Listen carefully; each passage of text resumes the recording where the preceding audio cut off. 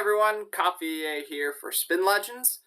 Today I'm giving you guys a little bit of insight into Bluffraising the river. Now this is something I think a lot of people don't have in their games, and can be a really important tool in a lot of situations.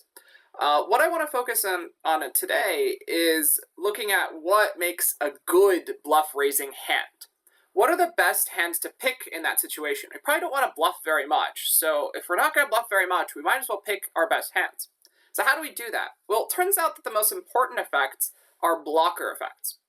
Now, blocker effects are where my hand will block some of my opponent's range. Now, if we block a particular part of villain's range, we can sort of gain fold equity, essentially, from that. We are bluff raising, so we want to fold out more hands.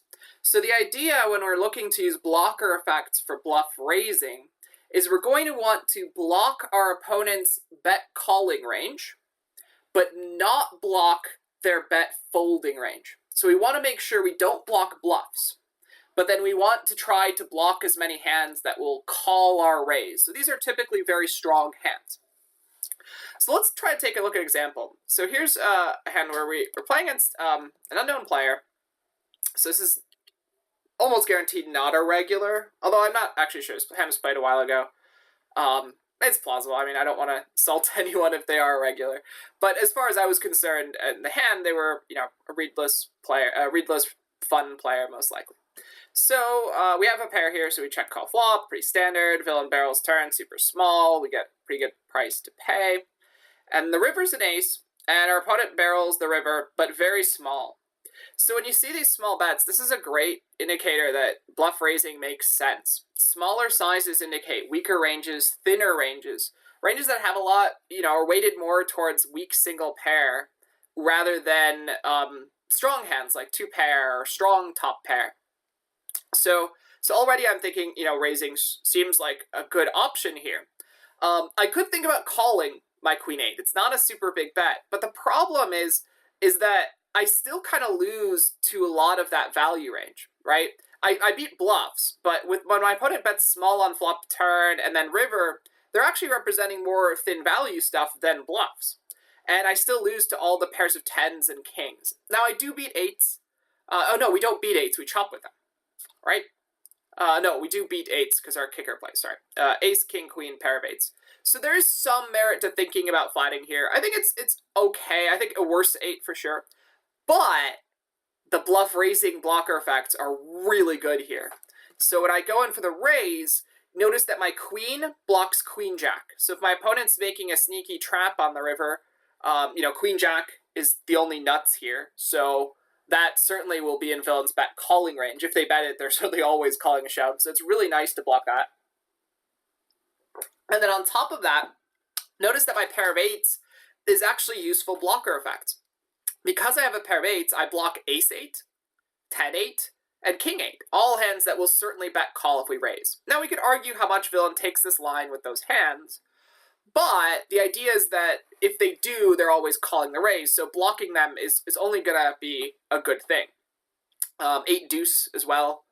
If our opponent, was just trying to trap us, maybe they were trying to induce a raise, like who knows. In that case, we block some of those specific hands. And then when we think about it, we don't really block very many bluffs. Queen high in particular is less likely to bluff the river, probably because it has a little bit of showdown. It still might, but it's less likely. And then on top of that, the queen highs that would barrel turn, maybe it's a bluff, or, queen 9. We block maybe queen 9, but again, less likely to bluff river. So we don't, and the pair of eights also means that we don't really block bluffs. Our 8 doesn't block any bluffs because it's a pair, right? So our opponent wouldn't be bluffing a pair. If they are, it doesn't really matter for us. They're probably folding it. So, but yeah, we don't really care too much about that, and it means that again, it's not blocking hands that would fold, right? If we had a random hand like if we had queen 9 ourselves here, notice that the 9 would be blocking stuff like jack 9. And even just, random 9-6 or 9-5. By having a pair, you don't do that. So we don't block almost any bluffs, and we block some value range. So go in for the raise, we get the sweet fold, feel good. let's take another one. Look at another one. This is against a regular. I limp pre-flop, intending to actually probably call shoves because this regular's ISOing a lot. But we get to play post. C-bet the flop, which this could be a check back, but it's fine to bet. I think I had reads my opponent was folding a good amount, not raising much. We check back turn now, though, because we have some showdown. And now, again, we hit this weak pair, but we face this small sizing, again, indicating thin value. And when we think about our opponent's range, when they specifically, they didn't bet the turn. So that indicates some hands that were looking, to maybe check fold. Maybe they could check fold air, or maybe some hands that are looking to check call, specifically maybe pairs of fives, pairs of jacks, weaker pairs of jacks, maybe some weak pairs of queens. Maybe our opponent thought we were bluffing a lot when check two, so, barreling. But they did call the flop, sorry. So, so it's quite likely that they have some pairs. So actually checking the turn means nothing. My bad. So they called the flop bet. So that limits how much air they can have, right? Because they won't be calling flop with air. And so what could they be betting here with? Well, their bluffs from the flop, well, there's some missed flush draws. But again, this sizing doesn't indicate too many bluffs. On the other hand, they could certainly have called the flop with pairs of fives to look to thin value, block bet the river now. And still pairs of queens. They could have also, again, turned a pair of jacks. They could have called with a jack high backdoor flush draw, or a hand like jack 10, which has some straight draw equity, or perhaps something like a jack high flush draw, right? They could have had the jack of hearts plus another heart. So there's some jacks here too, but the point is that our pair of fours doesn't do, only beats the bluffs, and still loses to all villains' value range. While if we raise it, we get to use our blocker effects. And by having this ace-4, we block villain's ace-3, which is plausible to still check back versus a limp this deep. Maybe not super likely, but the most likely aces to check back are the weak ones. So ace-3 is nice to block here. And then we also block, again, some sneaky, inducing plays with hands like 5-4, 4-deuce, queen-4, and jack-4, all of which are very plausible calls from the flop. So we use our pair instead to get these blocker effects. And then lastly, again, our ace doesn't really block any bluffs. Our opponent's less likely to have aces in the first place. And then second off, is less likely to bluff the river. They could just be check folding the river to get ace-high showdown. Similarly, our 4 doesn't block any bluffs. So in the end, we block basically no bluffs, and we do block a lot of potential bet calling hands. So we go in for the raise, and we get our fold. So again, these are two places where, rather than using my pair as a bluff catcher, because it's a pretty weak pair in a spot where I expect a lot of better pairs, instead I get to turn it into a bluff and use that for blocker effects. So let's do one last hand to show the point. So this is a hand of monotone flop. Decide to bluff the flop again, expecting probably a lot of folds. Villain does call, turn pairs the board, and villain leads into us. So we have a flush draw here plus a gut shot, so I'm not really going anywhere. I'm in position. And we flat. And then the river's a 3. And villain barrels small again. So again, if we start thinking about what villain, sort of can have here, well, they can certainly have bluffs. There are some missed flush draws. They can have some trapping plays. But then they could also plausibly have a lot of 7s. 7s could have made sense, given this relatively small size, to just value bet thin, thinking I'm going to check back a lot. And then would be still barreling very small on the river for sort of the same reasons. On top of that, our opponent has to be pretty worried about us having flushes and straights here, and full houses, and trip queens. Our range is very much uncapped after limping and just flatting the turn. Certainly uncapped in terms of nuts, right? Certainly we expect, our opponent should expect us to flat here with ace-high flushes, king-high flushes, a lot of flushes, full houses for sure. Maybe they expect queens to raise. But so we end up repping, having a lot of very strong hands here. And so it's even plausible that our opponent can still be doing this and looking to bet fold a weak queen. A weak queen could have also led the turn, or any queen, and then could be bet folding here given these things. So then when we look at blocker effects, we can think about why this hand makes sense. So we block all the nuts.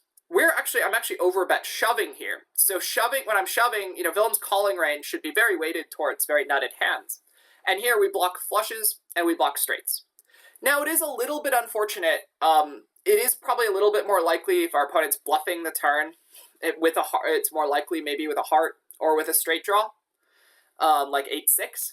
So it's not the most perfect blocker effects here. What would be better? Well, if we look back at the previous hands, like having like the ace of hearts or king of hearts here would probably be way better because you don't really block bluffs as often because, again, it's ace high, king high, so more likely just to give up. And you block, stronger flushes, which is generally good. Although, again, maybe we don't care about stronger flushes because we did limp pre and villain check back. So maybe that's not the biggest thing. But in particular, if we maybe didn't have the 8 here, maybe if we had a pair. So if we had something like a pair of 3s here with the 5 of hearts, right? Or even like a 3 of hearts with the 5 of spades, right? If we had a 5 or 6 with a pair instead of the 8, that would maybe be a little bit better. But again, having a heart here is really good. Having the blockers to 5-6, we end up blocking all of the most relevant like major nuts. So we block a really large part of villain's call shove range.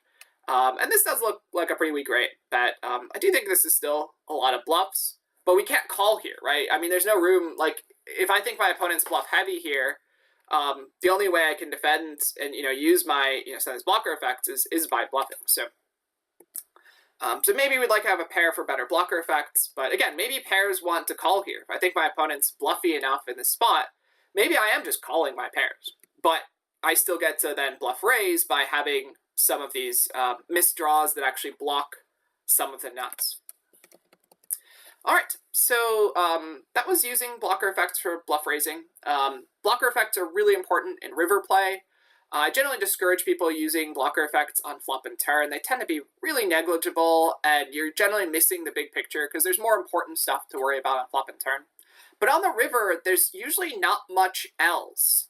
When we're looking at bluff raising, I mean, what else makes a good bluff? On previous streets, you can have value when called or not have value when called, depending on what you want. But on the river, like, if you're bluffing, like, you always have 0% equity when called, right? Every hand is sort of the same when called. So all you can change is how often they call you, and that's where blocker effects come in.